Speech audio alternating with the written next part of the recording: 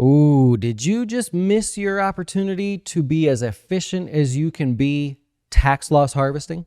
I'm going to share some data with you here that may not be what you want to see if you were hoping for the markets to go lower. And honestly, I kind of hope they go lower still anyways, but it's not looking that way, at least for the moment. Now, I should point out that typically October is more volatile in a midterm election cycle. I've shared that with you guys on the closing beat.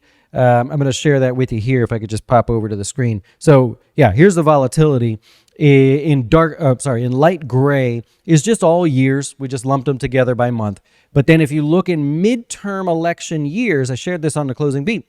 We get to October, the volatility is the highest of all months, meaning the daily wiggling around back and forth of the stock market tends to get quite a bit higher. Now, what that means is, there we go. You're going to fully expect to see that. And we are. So far, October has not disappointed.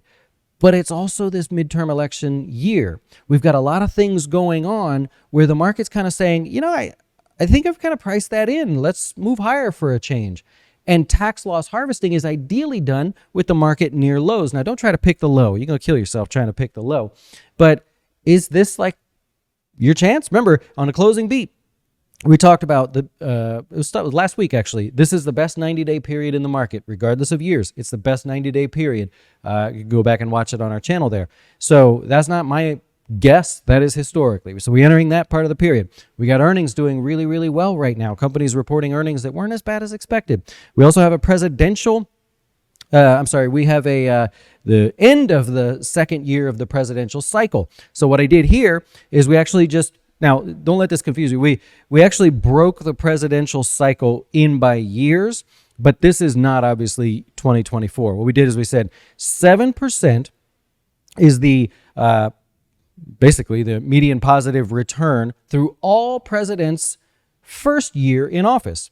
There's a 61% chance of it being positive. I went more in detail on the Closing Beat show, but was trying to find a fun way to show it, right?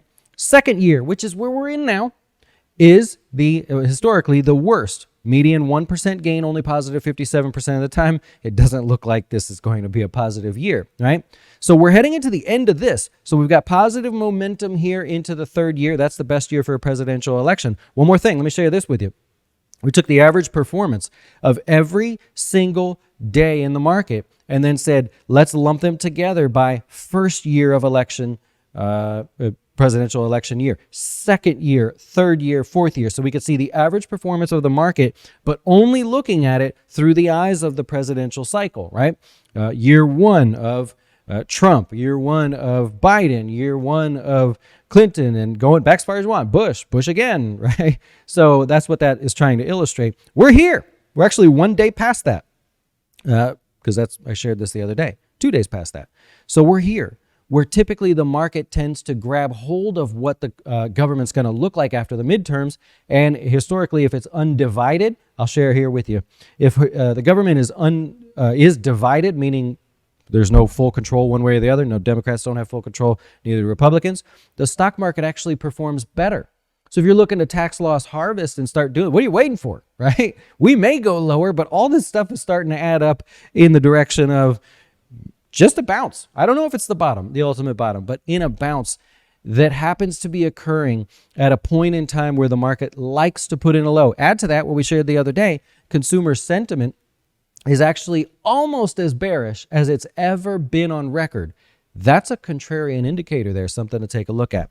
Anyways, didn't mean to take up much of your time, but if you're trying to tax loss harvest for the sake of saving taxes, well, good for you, right? You should be doing that.